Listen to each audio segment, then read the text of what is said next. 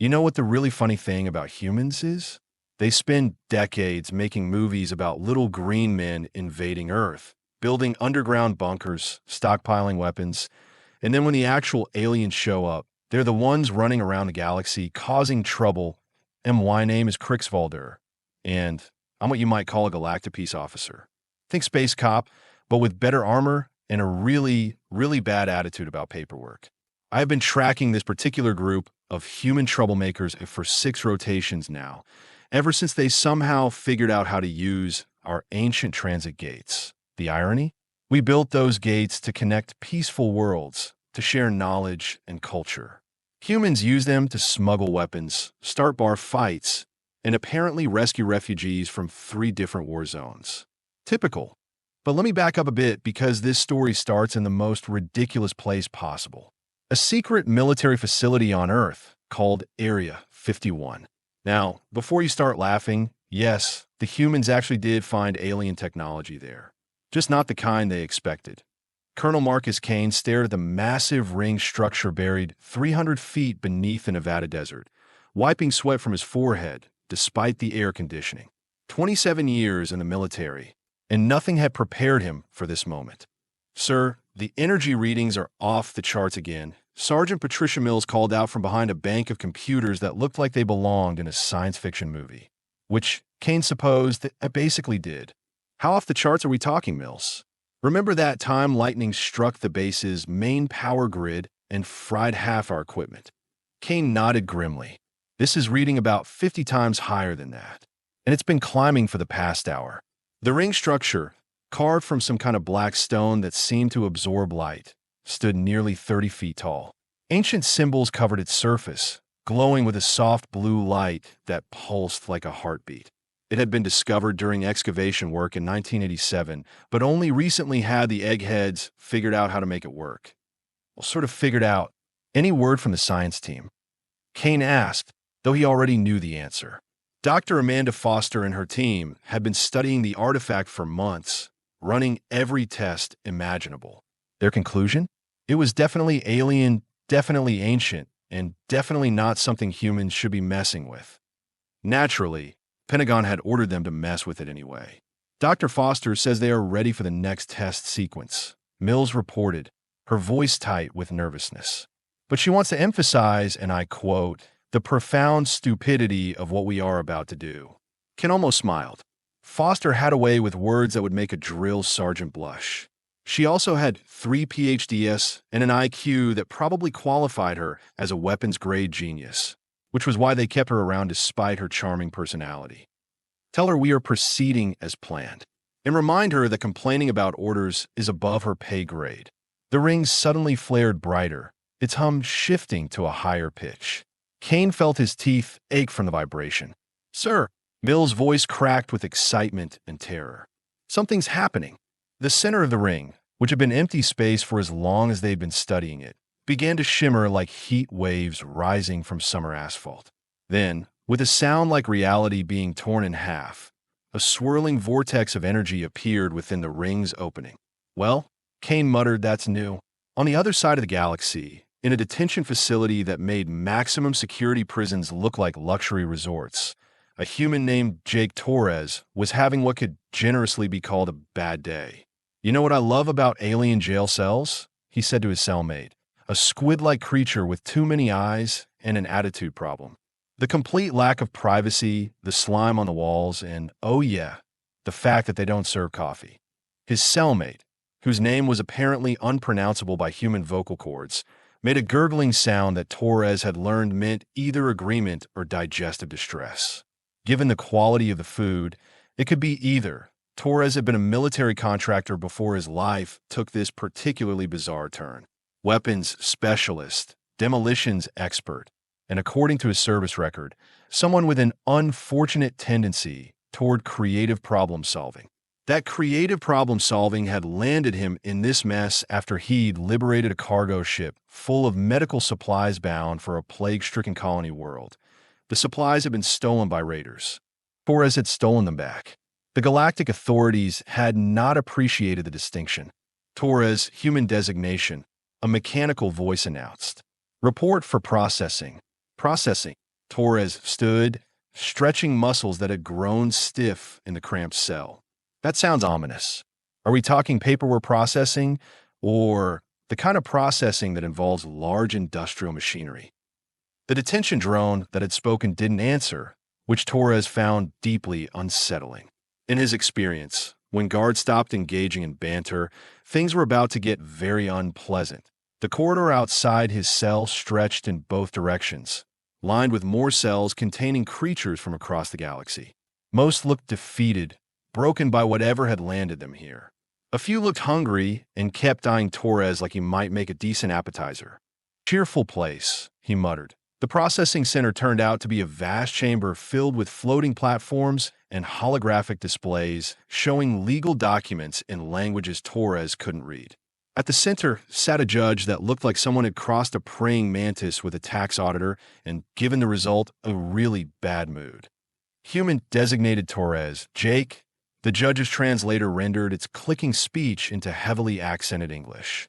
"You stand accused of theft, interference with legitimate commerce, and violation of 17 different galactic trade regulations. In my defense, Your Honor, those medical supplies were already stolen. I was just redistributing them to their intended recipients."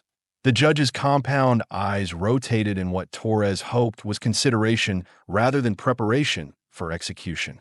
"You also stand accused of assault upon 3 enforcement officers, destruction of government property, and excessive use of profanity during arrest." That last one seems unfair. I was under stress.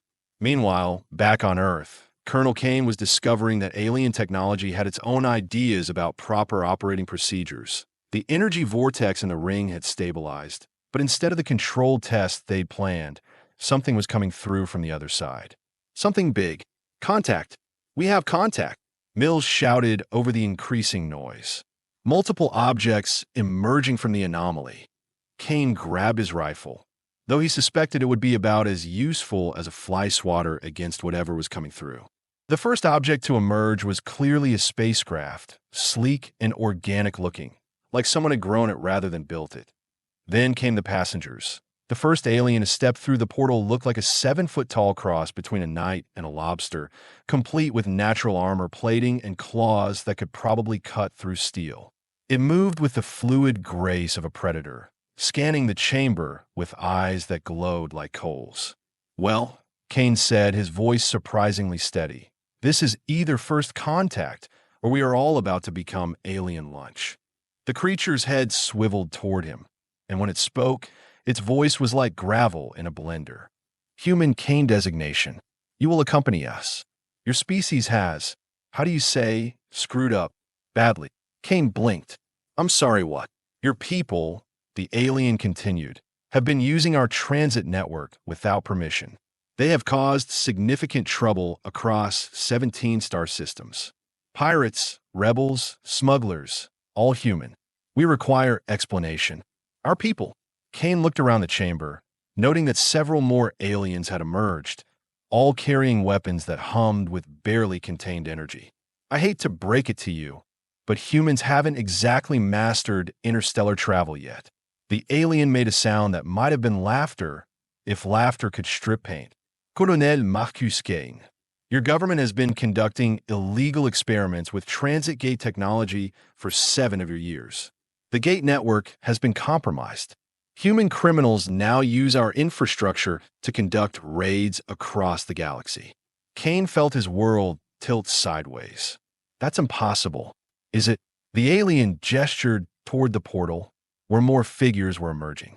"Then perhaps you can explain why one of your species is currently being processed for theft in Sector 7, or why another destroyed a mining station in Sector 12. Or why 3 more are being hunted by bounty hunters across the Orion Arm." The colonel's mind raced. If what this alien was saying was true, then the secret experiments at Area 51 had accidentally turned Earth into a launching point for human pirates and criminals across the galaxy. "What do you want from us?" he asked. The alien's claws clicked against its weapon. "Cooperation. Your government will shut down all gate access immediately. You will provide full records of who has used the network, and you will assist in locating and apprehending the human criminals currently. How do you say, raising hell across known space? Kane nodded slowly. And if we refuse, the alien's glowing eyes seemed to brighten. Then we will shut down your gate permanently, along with the entire facility, and possibly the continent it sits on. Right? Kane said.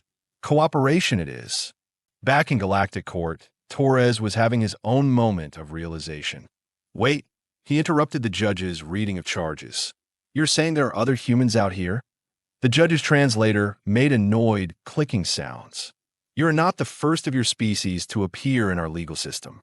In fact, human criminals have become disturbingly common in recent cycles. Torres felt a grin spreading across his face.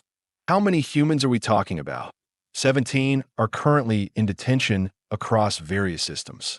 23 more are wanted for questioning. And at least 47 have been identified as active participants in illegal activities ranging from smuggling to mercenary work. Mercenary work? Torres' grin widened. Are they taking applications? The judge made a sound like steam escaping from a broken pipe. This is not a career opportunity, human Torres. This is a serious threat to galactic stability. I bet it is, Torres muttered. For the first time since his arrest, he was starting to see possibilities. If there were other humans causing trouble across the galaxy, maybe he wasn't as alone as he'd thought. Your sentence, the judge continued, is transportation to a work colony on Terminus 7, where you will spend the next 15 standard years contributing to galactic society through manual labor. Or, a new voice interrupted, he could work for us. Everyone in the chamber turned toward the source of the voice. Standing at the chamber's entrance was a human woman in what looked like modified military gear, carrying weapons that definitely weren't standard Earth issue. Her hair was tied back in a practical ponytail, and her eyes held the kind of hardness that came from seeing too much violence. Captain Lisa Reynolds, she introduced herself to the court. Independent contractor, licensed bounty hunter, and currently operating under special circumstances. The judge's compound eyes swiveled toward her. Captain Reynolds, your reputation precedes you. However, this is a closed proceeding. Actually, Reynolds pulled out a data pad that projected official-looking documents. I have authorization to recruit suitable candidates for a mission of galactic importance. Torres stared at her. Let me guess. You're here to offer me a job that's either incredibly dangerous or completely insane. Possibly both. Reynolds smiled, and it wasn't entirely friendly. How do you feel about going home, Torres? Home? Torres felt his heart skip. Earth? Earth, she confirmed. Turns out our home world has accidentally become the galaxy's biggest security risk. Someone needs to fix that problem before the authorities decide to fix it permanently. The judge made more clicking sounds, which the translator rendered as creative profanity.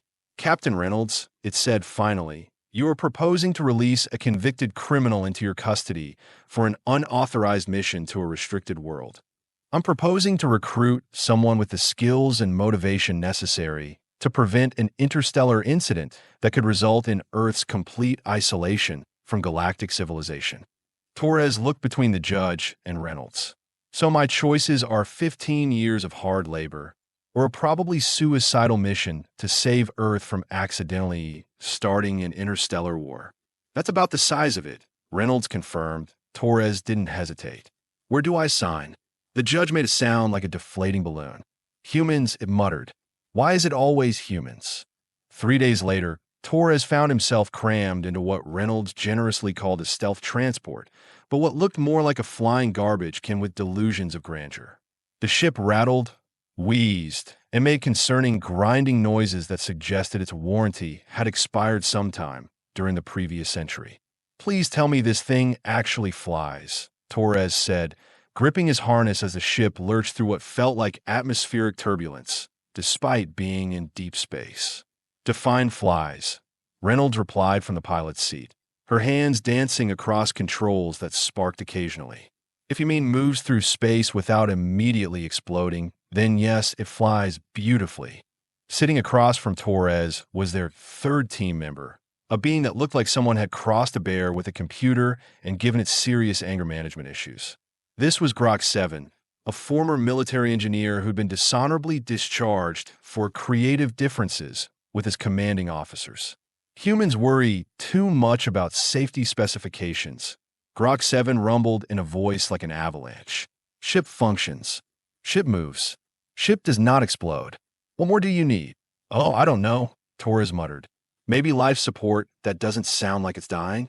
Reynolds turned to face them, and Torres noticed she looked far too calm for someone piloting a ship that was apparently held together by spare parts and wishful thinking. Gentlemen, let me explain exactly how deep in a waste recycler we all are, she began. Earth's portal has been active for 7 years.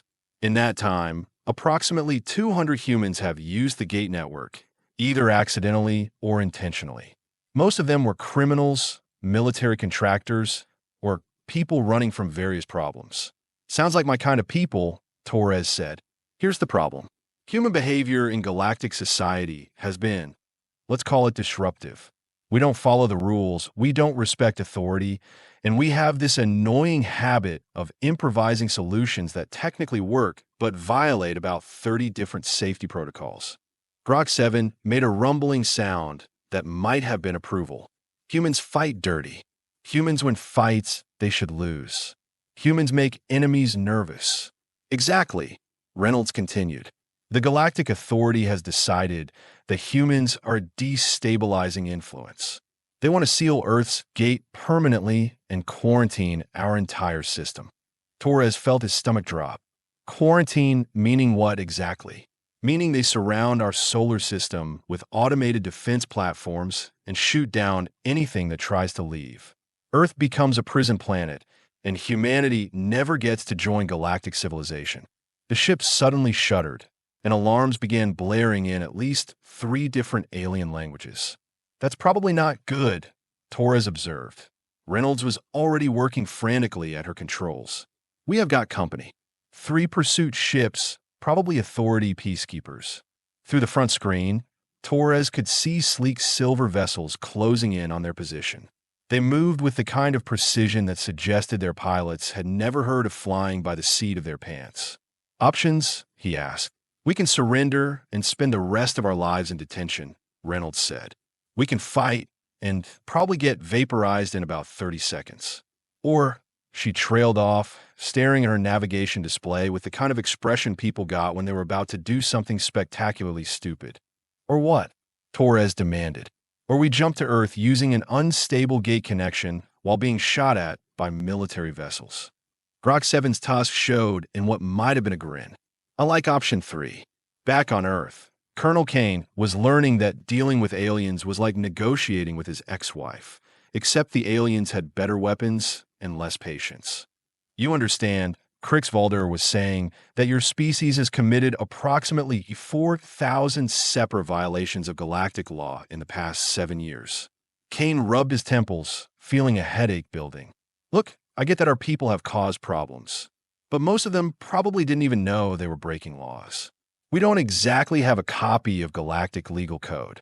Ignorance of the law is not considered a valid defense, Krix-Valdor replied, especially when that ignorance results in 3 mining station destructions, 17 cargo ship thefts, and what our translators keep rendering as aggressive negotiations at 47 different establishments. Aggressive negotiations, bar fights. Dr. Foster translated from where she sat surrounded by alien technical equipment. They're talking about bar fights. Kane sighed. Of course they are. The situation had become increasingly complicated over the past few days. The alien delegation, led by Krix-Valdor, had effectively taken control of the Area 51 facility while they investigated the extent of human contamination of the Galactic Gate network. Their findings were not encouraging. The real problem, Dr. Foster continued, looking up from a holographic display that showed a star map covered in red warning indicators, is that humans adapt too quickly. Most species take centuries to adjust to galactic society. We have managed to cause interstellar incidents in less than a decade. Is that supposed to be impressive or terrifying? Kane asked.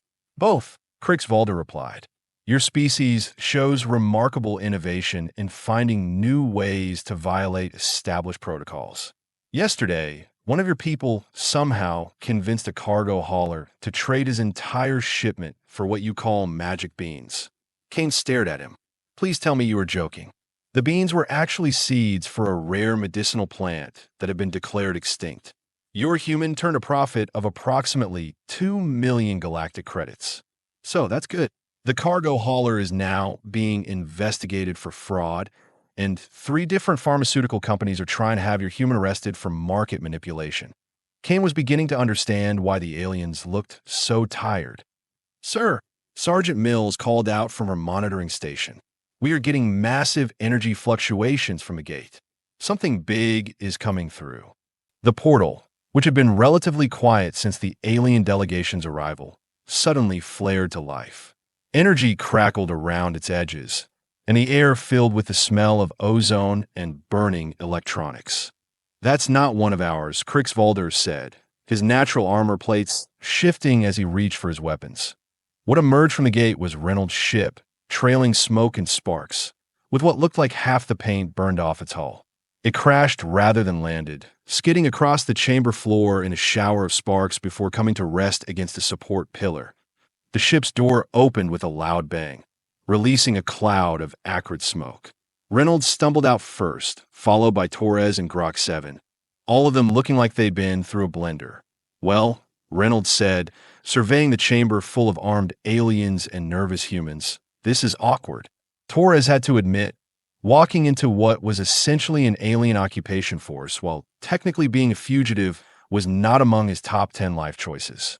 But then again, most of his recent decisions have been questionable at best. Captain Reynolds, Krix-Valdor's voice carried a note of what might have been resignation. You are supposed to be in detention. Paperwork error, Reynolds replied smoothly. I'm sure we'll get sorted out eventually. Torres noticed that several of the aliens were now pointing weapons in their direction, which seemed like a bad sign. Actually, he said, stepping forward, we are here to help. Krix-Valdor's compound eyes focused on him. Human Torres, your escape from detention has been noted, along with the destruction of 2 pursuit vessels. Hey, those ships exploded on their own, Torres protested. We just happened to be nearby when their engines decided to have a really bad day. You sabotaged them, Krix-Valdor stated flatly. I prefer to think of it as aggressive maintenance. Colonel Kane stepped between them before the situation could deteriorate further. Let's everybody take a step back here. Reynolds, what's this about helping? Reynolds pulled out her datapad, projecting a 3-dimensional map of the galaxy. Red dots scattered across it like a rash. Every one of those red markers represents a human causing problems somewhere in galactic space, she explained. Pirates, smugglers, mercenaries, con artists, we have got people everywhere, and most of them don't even realize they are part of a bigger picture. What bigger picture? Dr. Foster asked, studying the display with professional interest. Someone's been recruiting humans, Torres said. Not randomly. Specific people with specific skills. Military backgrounds, technical expertise, criminal experience. Someone wanted humans out, they're causing trouble. Krix-Valdor's armor plates shifted again. A sign Torres was learning meant the alien was either very interested or very angry. Possibly both. Explain. Reynolds manipulated the display, zooming in on specific sectors. Look at the pattern of incidents. They are not random. Every major disruption has served to destabilize existing power structures, create market opportunities, or eliminate competition for someone. You were saying someone is using humans as unknowing agents. Kane asked, I'm saying someone figured out that humans are really, really good at breaking things, and they have been pointing us at their problems like a weapon. Grok 7 rumbled approvingly. Humans are excellent weapons. Unpredictable. Effective, difficult to trace back to source. Torres felt pieces clicking together in his mind. The medical supply theft I was arrested for.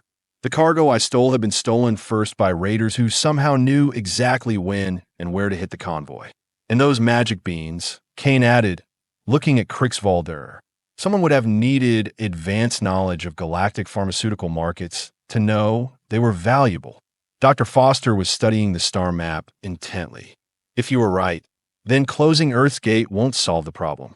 The humans already out there will continue operating, and whoever's controlling them will just find another source of chaos. Worse, Reynolds said grimly. If Earth gets quarantined, those humans become completely deniable assets. No way to trace them back to their origin. No way to hold anyone accountable for their actions. Krix-Valdor was silent for a long moment, processing this information. Finally, he spoke. You propose an alternative to quarantine. We find out who's behind this, Torres said. We round up the human agents, and we expose whoever's been using us as their personal army of chaos. In exchange for what? Reynolds smiled, and Torres noticed it was the kind of smile that usually preceded something dangerous. In exchange for Earth joining galactic civilization properly, with full knowledge of the rules, proper training, and official oversight. No more accidental pirates. No more inadvertent violations of trade law. And no more humans stumbling around the galaxy causing international incidents. Kane added that Krix-Valdor's glowing eyes seemed to dim as he considered this. The Authority Council would never approve such an arrangement. They might, Dr. Foster said quietly, if we could prove that humans weren't acting independently. If someone else was pulling the strings, then Earth isn't responsible for the chaos. We are victims, not perpetrators. Victims who happen to be really good at breaking things, Torres added helpfully. The proposal has merit, Krix-Valdor admitted. But proving such a conspiracy would require extensive investigation and cooperation from the human criminals currently scattered across the galaxy. Leave that to us, Reynolds said. Humans might not be good at following rules, but we are excellent at talking other humans into incredibly stupid plans. Torres grinned. Speaking from experience, that's absolutely true.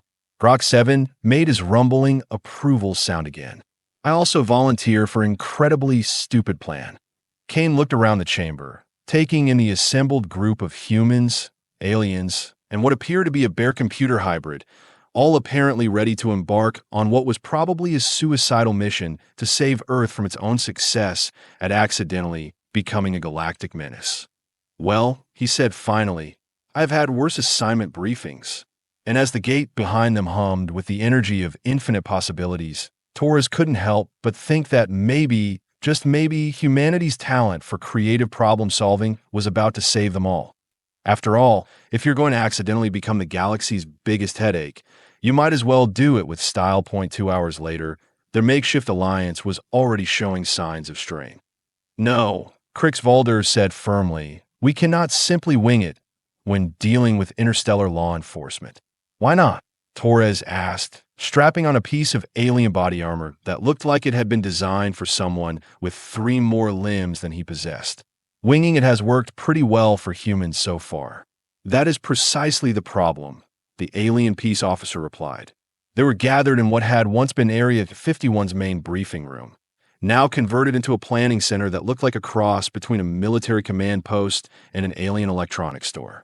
Dr. Foster had somehow managed to interface human computers with alien technology, creating displays that showed real-time information from across the galaxy. According to our intelligence network, Reynolds said, manipulating a holographic interface with practiced ease, there have been 17 major incidents involving humans in the past month alone. But look at this. She highlighted a series of data points on a galactic map. Every single incident was preceded by an anonymous tip or intelligence leak that put humans in exactly the right place at the right time to cause maximum disruption. Kane studied the pattern. Someone's feeding our people information. More than that, Dr. Foster added, pulling up financial records that made Torres' head spin. Someone's been providing funding, equipment, and transportation. No way a cargo hauler from Detroit figures out interstellar commodity trading on his own. Grok 7, who had been quietly dismantling and reassembling a human assault rifle, looked up from his work. Humans are being equipped with modified technology, standard galactic equipment, altered for human physiology. You can tell that just by looking at a gun. Torres asked. The bare computer hybrid held up the rifle, pointing to modifications Torres hadn't even noticed. Grip resized for 5-fingered hands. Safety mechanisms adjusted for human reflexes. Power settings optimized for human pain tolerance. Human pain tolerance? Kane raised an eyebrow. Most galactic species have much higher pain thresholds than humans, Reynolds explained. Standard stun weapons barely affect them, but set to human levels, they're quite effective against other species. Torres felt a chill. Someone's been specifically arming humans to fight aliens. The question is who? Krix-Valdor said. And why? Dr. Foster pulled up another display, this one showing communication intercepts. I have been analyzing the data patterns in these anonymous tips. The language structure, timing, even the specific phrasing. They are all coming from the same source. Can you trace it? Not directly, but I can tell you something interesting. Whoever's sending these messages has an intimate knowledge of human psychology, military tactics, and criminal behavior. They know exactly how to motivate individual humans to take specific actions. Reynolds frowned. That narrows it down to someone with extensive contact with human culture, or someone who's been studying us, Kane added grimly. Suddenly, alarms began blaring throughout the facility. Sergeant Mill's voice crackled over the intercom. Sir, we have got incoming. Multiple ships approaching at high speed. Through the briefing room's reinforced windows, they could see streaks of light descending through the atmosphere. Not the controlled approach of the alien delegation, but the aggressive vectors of an attack formation. Those aren't authority ships, Krix-Valdor said, his natural armor plates shifting into combat configuration. Torres grabbed his weapons, muscle memory taking over. How can you tell? Because authority ships don't typically open fire before establishing communication. The first explosions rocked the facility, sending dust cascading from a ceiling.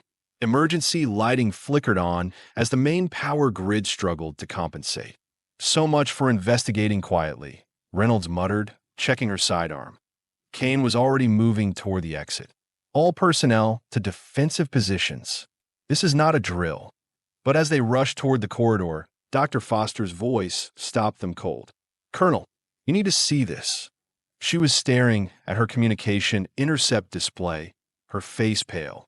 I just received another anonymous tip. Sent 30 seconds ago. What does it say?